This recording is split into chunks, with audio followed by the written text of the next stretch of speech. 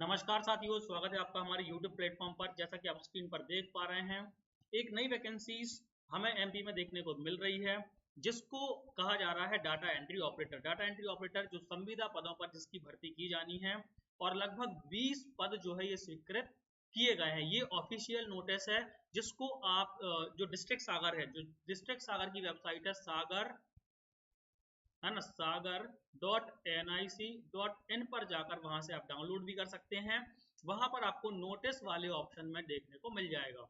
Notice वाले option पर click करेंगे तो आपको ये जो शॉर्ट नोटिस है आपको वहां पर देखने को मिल जाएगा। 19,500 जो है ये आपका मानदेय रहने वाला है, और लगभग 20 वैकेंसी देखने को मिलेगी, जिसकी लास्ट डेट ऑनलाइन आवेदन। सबसे पहली चीज एक ये है कि आवेदन कैसे होने हैं, ऑनलाइन आवेदन होने हैं।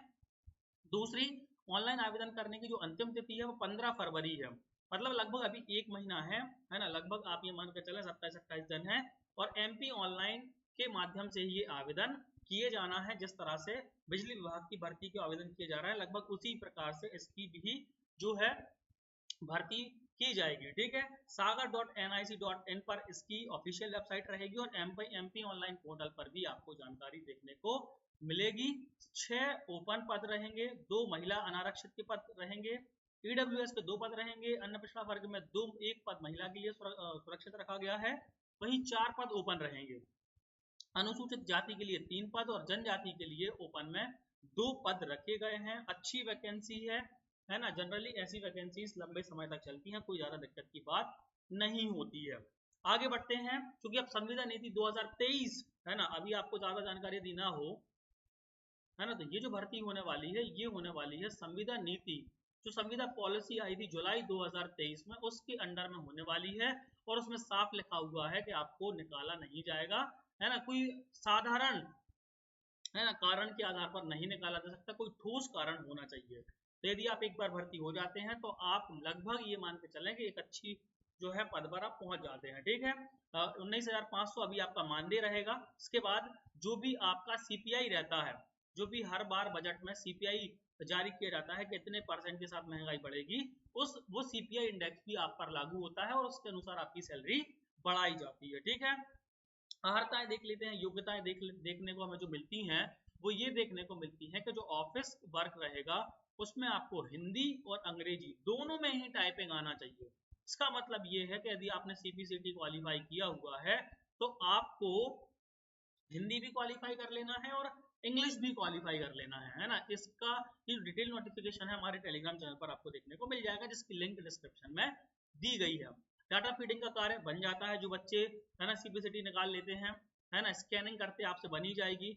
3 साल का कार्य का जो कार्य करने का अनुभव है, यदि मेरे हिसाब से यदि हम बात करें तो ये मैंडेटरी नहीं है ना। 3 साल का कार्य अनुभव, क्योंकि अभी जब आगे हम देखेंगे नियुक्ति की प्रक्रिया में ये 3 साल का कार्य अनुभव, बहुत सारे बच्चों के मेरे पास मैसेज आ रहे थे कि सर ये बता दीजिए कि 3 साल का जो अनुभव यदि नहीं है मेरे पास तो मैं क्या करूं। तो ये मैंडेटरी नहीं है मेरे हिसाब से, है ना। मैं आपको बता देता हूँ मेरा जो एक्सपीरियंस है, क्योंकि इसमें देखो नियुक्ति की प्रक्रिया जो प्रोसेस दी गई है, इसमें साफ लिखा गया है कि सीपीसीटी के स्कोर कार्ड के जो प्राप्त अंक होंगे उनके आधार पर आपकी नियुक्ति होनी है।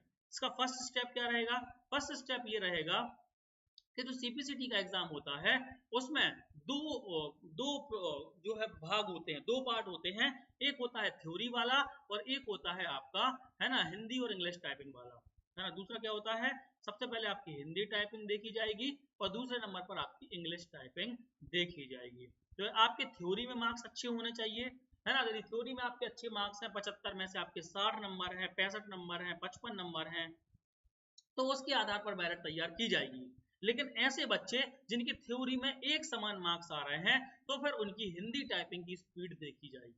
लेकिन ऐसे बच्चे जिनकी थ्योरी में भी एक से मार्क्स हैं, एक समान है, और हिंदी में भी एक समान मार्क्स है, तो फिर उनकी इंग्लिश टाइपिंग के मार्क्स देखे जाएंगे। और यदि तीनों मार्क्स एक समान देखे जाते हैं तो फिर उनकी एज क्राइटेरिया देखा जाएगा, और जिसकी एज ज्यादा होगी उसको नौकरी मिलेगी।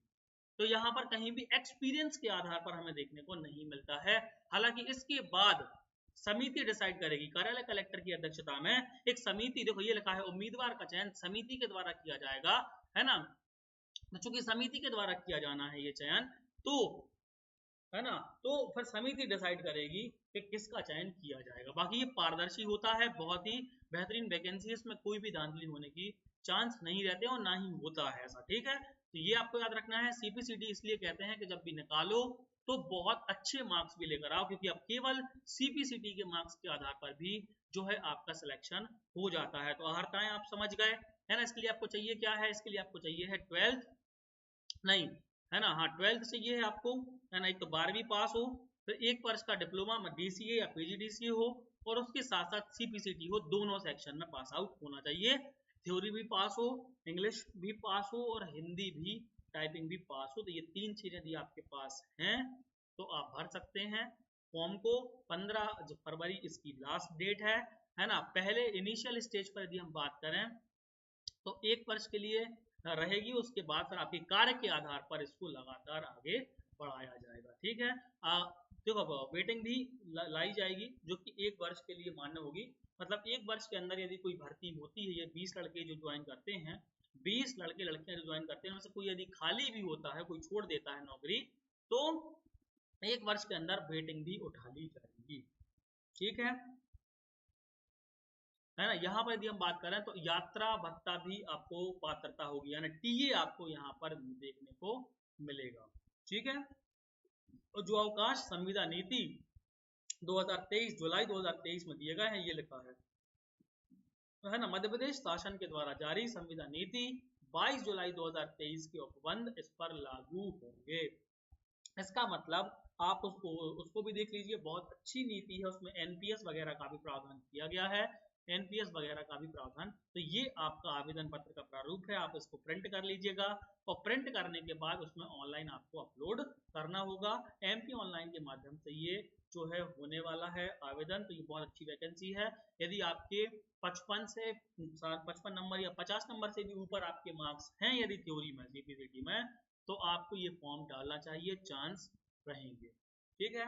थैंक यू सो मच, मिलते हैं अगले वीडियो में।